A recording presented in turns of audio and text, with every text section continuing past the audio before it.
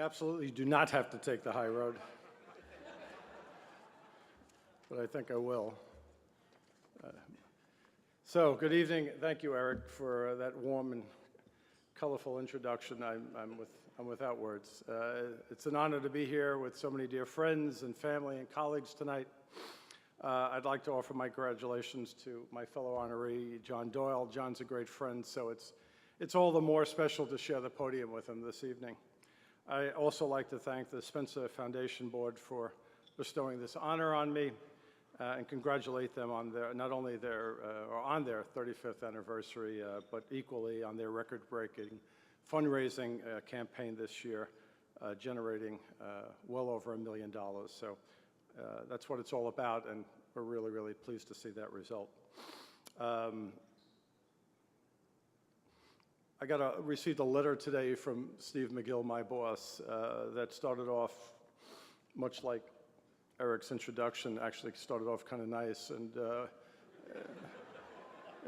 if you remember that Steve McGill was honored here a couple of years ago, and his note went on to say that he was disappointed to learn that we had exceeded by a very wide margin the amount of funds that were generated when he was honored.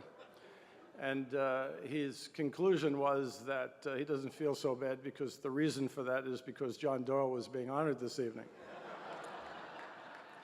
I get the last laugh because Steve's not here because I didn't invite him.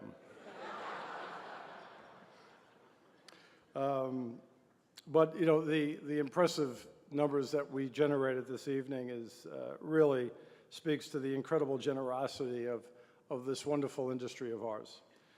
The many insurance companies and brokers and agents and clients that are assembled here today, which at the end of the day, we celebrate all of you, this special industry of ours. I'm delighted to have my daughter Jennifer here with me this evening. It's a rare opportunity that I get to keep an eye on her after hours, so I'll take what I can get. My son Jimmy started his freshman year at college, and so he's tending to his studies and trying to figure out how to use a washing machine, which God love him. And equally delighted to have my partner and adult supervision, Maureen, here joining me this evening as well. You know, as I considered what I wanted to talk about this evening, I reflected on similar presentations that I've heard other people give in the past and thought about what made them successful. I concluded that the ingredients that made them particularly good is that first and foremost, they were brief. Secondly, that the speaker was genuine in his or her remarks, and above all else, they were very brief. So I promise I'll be three. But I could not say that what gave me a particular thrill about being here this evening at this storied and iconic hotel, the Waldorf Astoria, is the fact that my grandfather, after being discharged from World War I, Frank was a doughboy, came and started his career at the Waldorf Astoria and worked here for about 25 years and rose to the position of head barber. So ironic, because he was also the reason why we had the male pattern baldness in my family. But I digress. It's true. But the courage and conviction of a young man to immigrate to this great country and to volunteer to defend it at a time of war is an inspiration to me. It instilled in me a strong work ethic, a commitment to provide for my family and give back to the community. I can only hope that I've instilled those same qualities in my children.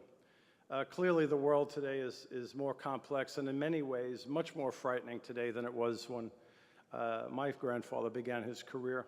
Obstacles to achieving business objectives and seizing opportunities for growth are numerous and complex. To empower economic and human possibility requires that we be smart, agile, and evolve around the topic of risk. This is our tremendous responsibility we have in our industry. The bar has indeed risen as the magnitude, speed, and complexity of risk increases. Our role is so much more than to just help our clients minimize risk. It's also to help organizations take risk risks that can generate growth and prosperity for their customers, employees, and communities. The economic and political environment has made what we do challenging and consequently placed greater demands on the quality of the professionals, the young professionals joining our ranks today. Attracting and retaining talent is increasingly difficult to do and to do well.